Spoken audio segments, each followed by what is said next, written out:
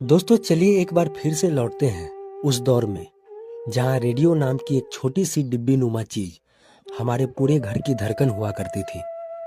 एक ऐसा युग जब रेडियो कोई गैजेट नहीं बल्कि घर का सदस्य हुआ करता था।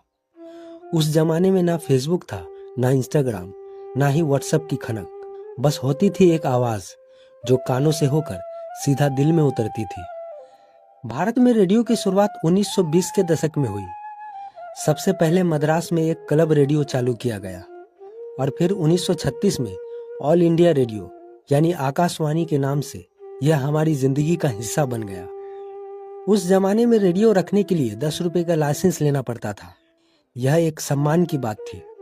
जिसके घर रेडियो होता वो समाज में थोड़ा अलग और खास समझा जाता। आप सोचिए वो लोग कितने भाग्यशाली होंगे जिन्होंने गांधी जी की भारत छोड़ो आंदोलन वाली आवाज या सुभाष बाबू का तुम मुझे खून दो मैं तुम्हें आजादी दूंगा रेडियो पर खुद सुना होगा।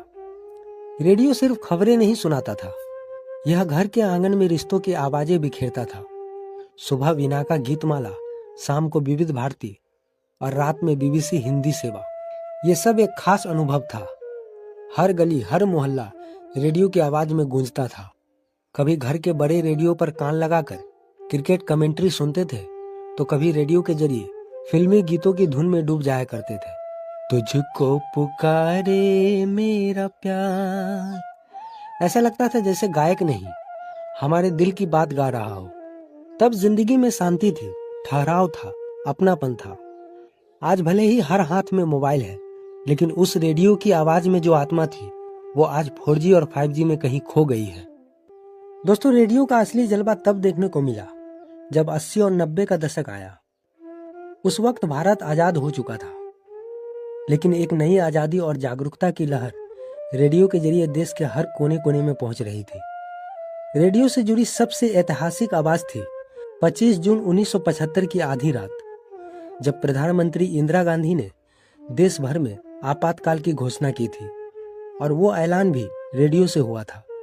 सोचिए, जब पूरा देश सो रहा था तो रेडियो ने ही जागकर देश को उस नई हकीकत से रूबरू कराया। 1980 के बाद रेडियो एक स्टेटस सिंबल नहीं बल्कि सामान्य जीवन का हिस्सा बन गया। अब रेडियो सिर्फ न्यूज और गानों तक सीमित नहीं था, बल्कि कहानियों, कविता, नाटक और ज्ञानवर्धक कार्यक्रमों का भी जरिया था। हवा महल, वीणा का गीतमाला, ज्ञानवाणी और बच्चों के लिए बाल मंडली, ये सब हमारी दिनचर्या में शामिल थे। रेडियो की खास बात यह थी कि इसमें कल्पना की उड़ान होती थी।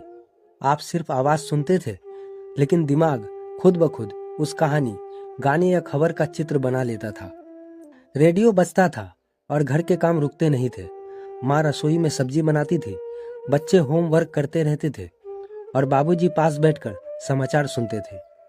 रेडियो सिर्फ सूचना नहीं देता था, वो जोड़ता था दिलों को, रिश्तों को और भावनाओं को।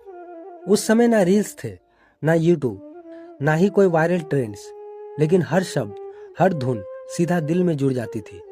अब जरा सोचिए, रेडियो के उस दौर में ना स्क्रीन थी, ना स्टोरीज, फिर भी उस दौर के रिश्तों में इतनी मिठास थी जैसे सर्दी में धूप की नरम गर्मी।